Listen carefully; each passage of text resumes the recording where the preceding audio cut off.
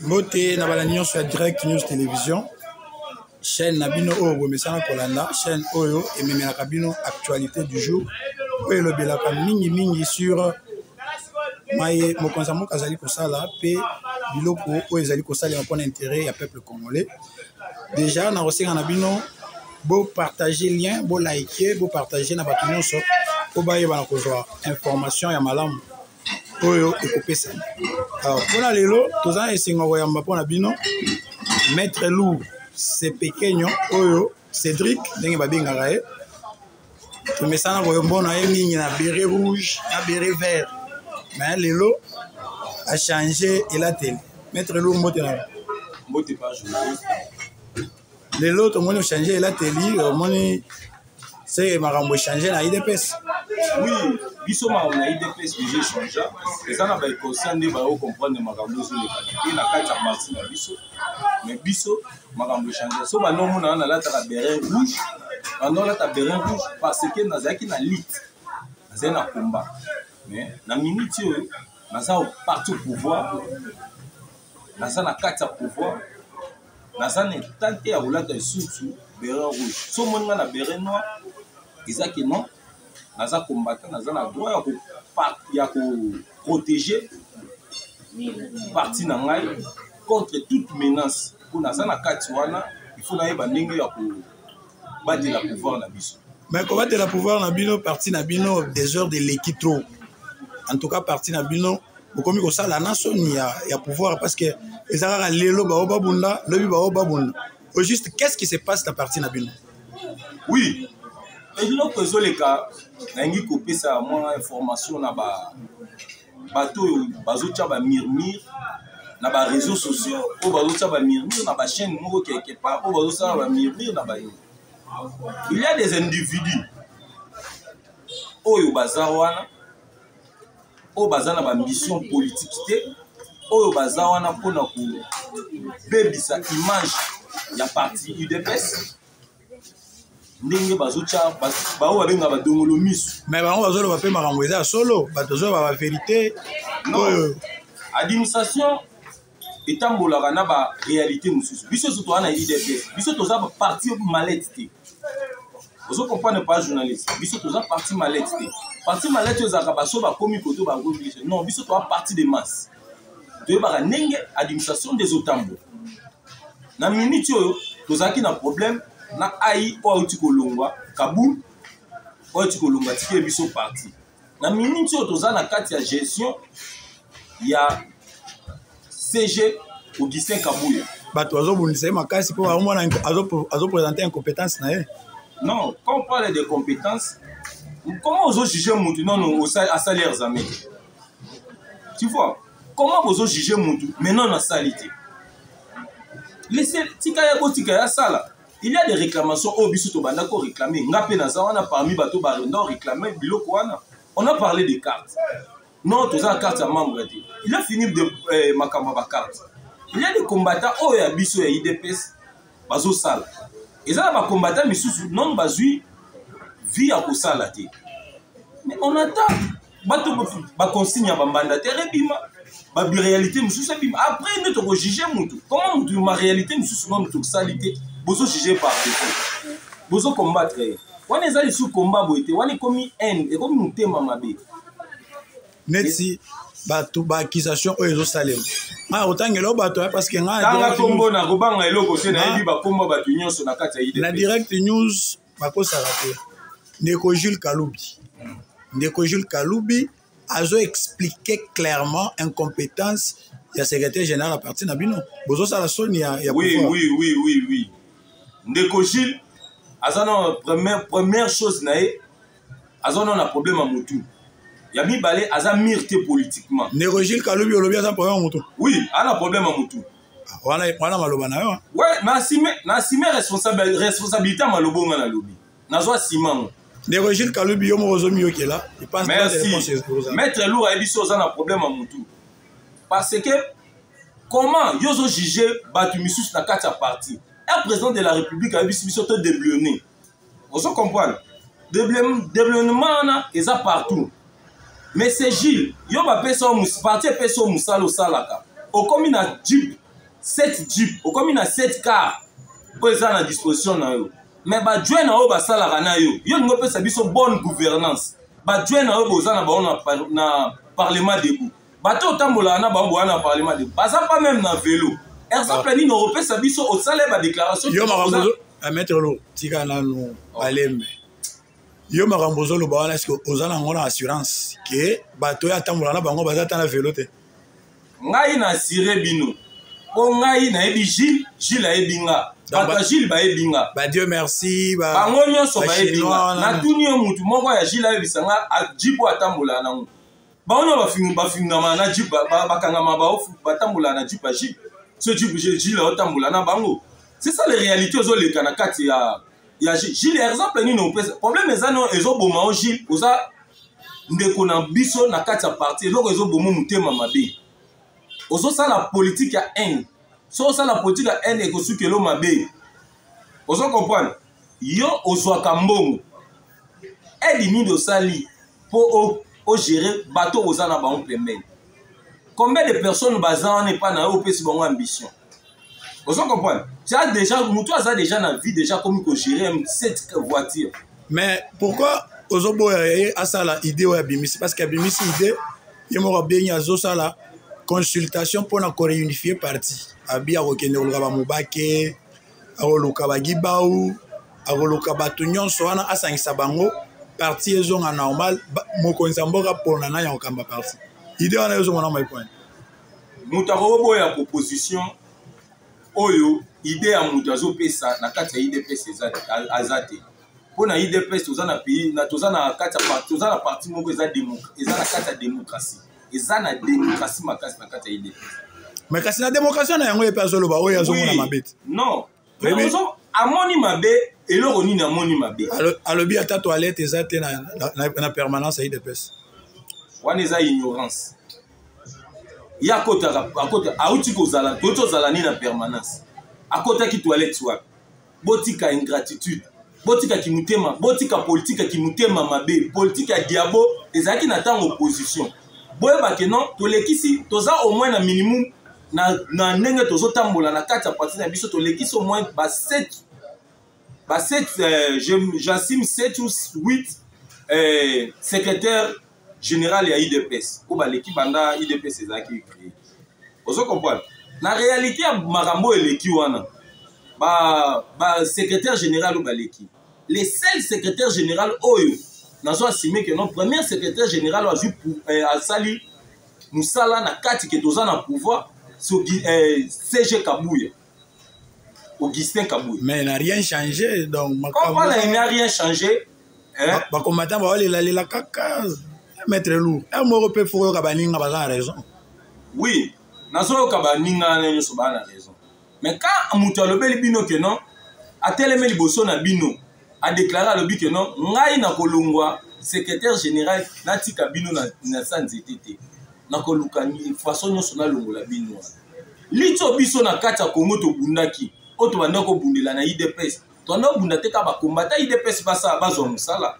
bato ba aussi ça na inikini basa ba congolais te on comprend tous les congolais azan a besoin il faut la salle. Chers internautes, nous poursuivons cette émission. Nous recevons pour vous Lourd Sepekenyo. C'est un grand combattant de terrain. Batunion Sobaebi, Bikili partout, Baebi, combat à moto à Zoloba. Malgré que IDPS, c'est Okufa, maître Lourd. Tout le vérité. Non, c'est faux, c'est faux. Batune ba Okufa, batiki IDPS. IDPS est Okufa au grand jamais. Batune ba Okufa, batiki le biso parti. Batune ba Okufa, batiki le biso parti. Oui. Bobengani Jean-Marc Kabound, lobby, il a posé un acte, un geste, il y a grandeur. A boy babengana à l'Assemblée nationale, Yemo qui a déposé des missions na Yemoko. Pour na yo et ça Léonie Nitango a déposé des missions na Yemoko. Oui, c'est normal. C'est normal. Azali sous na biso te na classe politique na biso ya IDPS. Mais attention, yo monte que tu sais que d'azo se créer robot moko boy à opposition. Non. Mais opposition, il faut avoir maturité politique pour la carte opposition lokola Etienne Tshisekedi azalaki. Mais opposition si eza destiné pas mutu nyonso ta. Mobutu fabrica Tshisekedi hein. Non, Mobutu Félix pe azo fabriquer Kabund total. C'est faux archi faux. Wana ba formation na bino ya nzela to boyango. C'est faux et archi faux. Maître Lolo pona yo Kabund aza le côté. Attention avec opposition azo kenda. Mais Kabund aza combattant, biso ba combattant to tikali. Combien ba kenda na IDPS ba kenda? Eza ka Kabund ta kenda na longwa na IDPS eza na ba bebele ba longwa na IDPS. Wana na opposition à la pouvoir. Non. Opposition na pouvoir. Kasi to bana bunda liti poto koma na kati ya pouvoir. Mutu a komi azo reconnaître soki tozo na minute ba aussi mutu a subir peine wana c'est CG Kabuya. Nazo subir peine wana il y a des gens bazo condamner. Wazaki na bic et au moulin. Il faut ça la marambo nyonso to lobela ngo lelo. Oh Gilles, il fallait vana reconnaître que non Kabuya a simbi bâton na moi nini. Kabund a géré pendant combien de temps? Vous comprenez? Bakondana mutu par défaut. Il a lourde charge. Oh, so ba pesi Gilles. Gilles a zela ba bengen interview mo quelque part so Gilles a ko s'exprimer. Gilles a eu ko s'exprimer ta? Yo lingolo ba Gilles Kalubi atanga te. Oh, na lobby te katanga te. Na bi ko comment mutu politicien. Mutu atanga ozanga s'exprimer. Mais mutu so c'est mutu so le sanga atanga mutu a finga directement chef de l'État. Pourquoi tu as la maturité pour te zobosa na oh mutu oti ko lobati afinga chef de l'État bien appelé ça point avis naé. Non, il a déjà il mutu apesi afingi chef de l'État indirectement. Mutu ana za lingi chef de l'État. Alors yene. Oh. Botu na mamba lobati ayebi. Ngana oba no répéter les na mamba wana te ngana on sa l'émission. Chers internautes, nous poursuivons. Nous recevons pour vous, je rappelle encore, Maître L'Ours et Pékin, les combattants de terrain. Mais départ à Kaboun, ça va faire quelque chose. Naïd de paix, sûrement. Départ à Kaboun, il faut changer l'image politique qui m'ont côté dans l'IDPS. Parce que l'IDPS, c'est le temps d'esprit. l'IDPS, nous avons la culture politique. l'IDPS, c'est la politique congolaise. l'IDPS, c'est la politique africaine. Vous comprenez? Donc, il faut que expliquer que non, par réalité, biso to vivre dans l'IDPS. Vous comprenez? Moutaro, yo to va, ne to zabo. On revend que le bien est lourd, mais biso to vivre dans temps d'esprit. Na IDPS que non, pour na mom te. Na IDPS te pour na nzala. Pour pas na biso to banda olia. Na ka na IDPS, pour IDPS ezala vision ya ko changer peuple congolais. IDPS a une vision de changer social le peuple congolais. IDPS a une vision de changer même idéologie na maturité oyo. Biso libanda to le peuple congolais a mabé libanda to changer. 3 ans déjà et le moment où maître Lou. Quand on parle de 3 ans, tu parles de 3 ans mais tu parles pas de la réalité oyo. IDPS a bouni non pendant 3 ans. Moi, je compte les 3 ans où ils ont 3 ans, il y a transition, il y a pouvoir. Abondi n'est-ce l'année? Abondi l'année. Oh, 3 ans par rapport à quoi? 3 ans, il y a lignes à Pam. On a dit 3 ans, les gars qui ont lignes à Pam. 3 ans, il y a 3 ans. Mais 3 ans déjà, il y a autres travailleurs dans le bateau, ils ont sentir tes terrains. Ça là, il y a une réalité. Si vous avez un moins sur la ligne, vous avez un kitité, vous avez un sanité. C'est ça la réalité.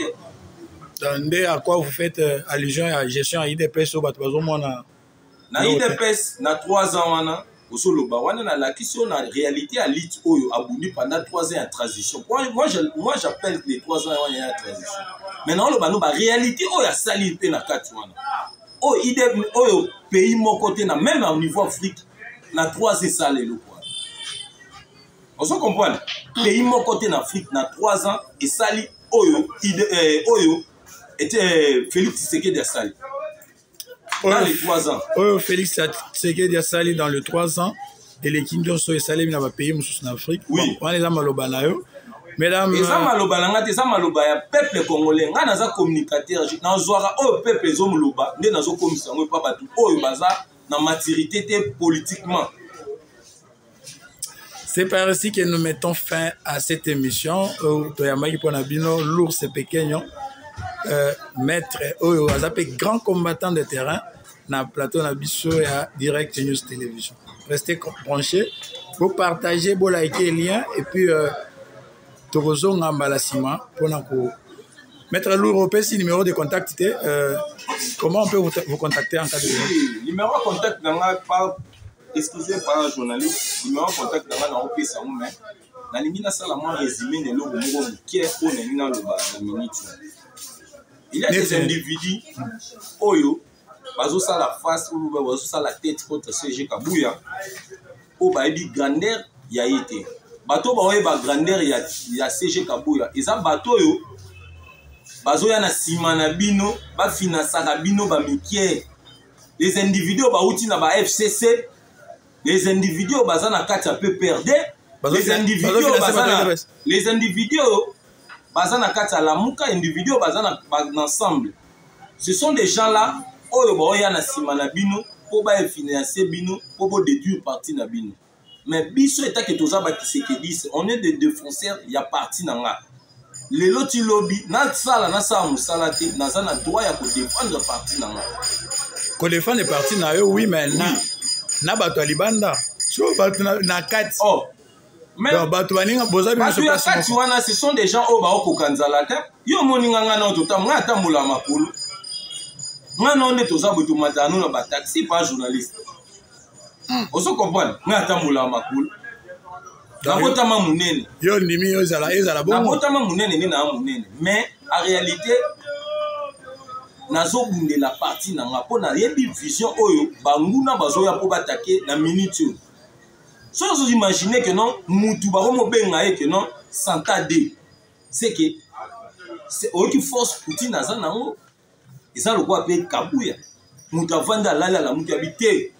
Bengani déjà Satan, il y a projet on les a nzamba zo relever azo kolakisa ba akash ezaki na se azo relever ngo likolo po mutu nyonso a comprendre bitumbo yo CG Kabouya zanango bitumbo IDPS zanango parce que l'influence wana ngai na yebi yango bien eza binoté eza bato ba na sima na bino ba menwaro ba na sima na bino. On va opérer Sabino ba millions. On va opérer Sabino ba mbongo. Pour boya vers biso, pour combattre parti, pour tia division na kati parti.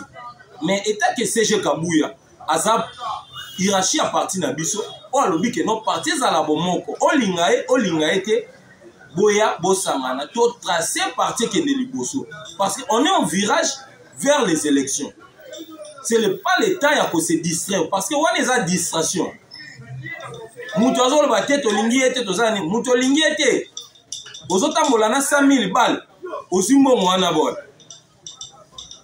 yo moi mdoata ma 100 000 $. Ah papa ils sont tozwaka ba formation sur le terrain bio lingi ete motambola na ba jeep pas cher yo lingi ete ce que mutu olingi Kabouya te ce que olingi parti na biso to lingi Félix Tshisekedi te poye mutu azawana azo gérer parti na apesa kaba ba compte na liboso pas ya et pas ya président de la République. C'est vrai, on a sepeli na kombo bopesier Satade. Satade wana ezola kisake non bino ona obenga bino mikie wana boza mikie liboso na ye. Bato ba na sima na ye toyebi pe bino. Nde bozo fiancé bana wana nyonso ba pembe na ba mikie na obenga bino mikie parce que boza na bozo kokanzala te maître to tika kambemo kitsa Gilles bongo te o kitsa ba mususu baza wana belé bongo te kana bato baza wana nyonso zolo belé wana ce sont pas des politiciens nous ça la politicien ça la rali ce qui to vandi to biso lelo biso to sali 37 élite na 37 élite to sali oyebi proposition combien au Mindele a proposé qui Etienne Tshisekedi pour avoir pouvoir au Yaboué. Combien de propositions va passer? Bon, Etienne Tshisekedi c'est un grand esprit. Non, idole politique. Il y a kasi bis ngana rosa ngani na zabwe politique na rosala. Et ça il faut na développer mayele ya Tshisekedi. Il faut na développer ngo. Nazwa ngana ko ke musika te na rosa par exemple to yekoli. Pour la justifier, il y a un échec à Augustin Kabouya. Échec à Augustin Kabouya, non liboso, naza Kisekedis, naza combattant. Alors le échec avec Augustin Kabouya, par rapport à quoi? Pese langa bilan oyo musala ba pesa ki ya sali yangote. Mais batu na bino ne bazolo bati. Les individus batu na biso wana. Toto na makambo bazolo. Wana zo asire batu zolo batu na biso wana. Na expliquer o. Eza batu ba koki idéologie na biso te. Ya zana bazana bakar. Bazana ba jeep, bazana ba mbongo. Ba mbongo wana ba meno ba opesa bango. Pour ba ko tsa désordre na kati ya parti. Mais nous, étant que le visionnaire, nous étant que Navani, que Nathalie, que non, étant que le défenseur du parti, Ataba Sopi Bango, mais si on va comme la défense, il faut qu'on défende. On se comprend. Dans la canne à Katana, nous avons la bérin rouge, pour Bundisa, nous avons la bérin noir. Mais toi, Katinda, on se comprend. Il y a la différence. Dans la politique, on voit toujours des intérêts. Mais les terrains les terrains politiques où il y a IDPST. Parce que les intérêts individuels où il y a bango moko. Intérêt général au Tobunana Baïke. Ata bazu batuana nyoso babimisi bango bakotisi bango diabo bakotisi. Batuana ka ne bino bozana libanda bango ba osomba isu ba jeep mususu. Tu vois, on a prendre tous les combattants, bas en conscience. Bakoye en erreur, wana te, bakoye en abafila buzo bate. Bas en conscience que non, politique n'est toujours ça lango. Et ça, bah, Gilles a comporté implice na politique n'a été. Parce que politique n'a été d'un peu sur exemple que non, il y a comme une 7 jeep. Moutana si manae a na jeep ité. Moutaza pemeni nae a ta na vélo té. Muta su kazana ni mais so comme na 17 jeep okoki ko sala pelo au mo sali mo engagement mo sali pour nga na zui moi mukie pour entrepreneuriat na yebi moi mukie makambo ya ko sala moi entreprise okoki ko créer poste na chef de l'état mo sali yangote o mo so ko une secrétaire général no déclaraki ou bien so ko ye wana na kata ni ya mwana ko sala et non pas malamu na osenga bino ok ne bola tsabiso pe ba cellule na bino ala na poste comme secrétaire général te mais ala na poste gestion ya secrétaire général et bonga soit loko azo kokate alon gestion ya secrétaire général alobaki makambo ebele na matine na ye comprendre te po secrétaire général na biso alobela pe biso mingi na lingala na yebite elo pe na koki kosenga po ye mususu Gilles aza moluba aokaka lingala bien te balobela ke pe na chiluba ozo comprendre. Na réalité, na minute, secrétaire général Lobaki bien. Il va améliorer Makamo et Zalaki à son administration. On se comprend. On se condamne mon toit à son administration, ça n'a pas beaucoup. À quoi améliorer côté état molé ndengeni. Et ça le quoi n'a papa na katanda. Soit taki le sac à Simon et Sili, ou bien sac à cycle Sili, bidon ma foot. Pas autant la tête. Tu consommes ma foot à ma bille. Faut pas que ça ma foot. Donc bon, administration ta mola rabongo. En plus, beaucoup par CG Kabouya n'a pas secrétaire général sous. Aza secrétaire général au pouvoir. Ils ont des choses différentes. Opposition, non pouvoir.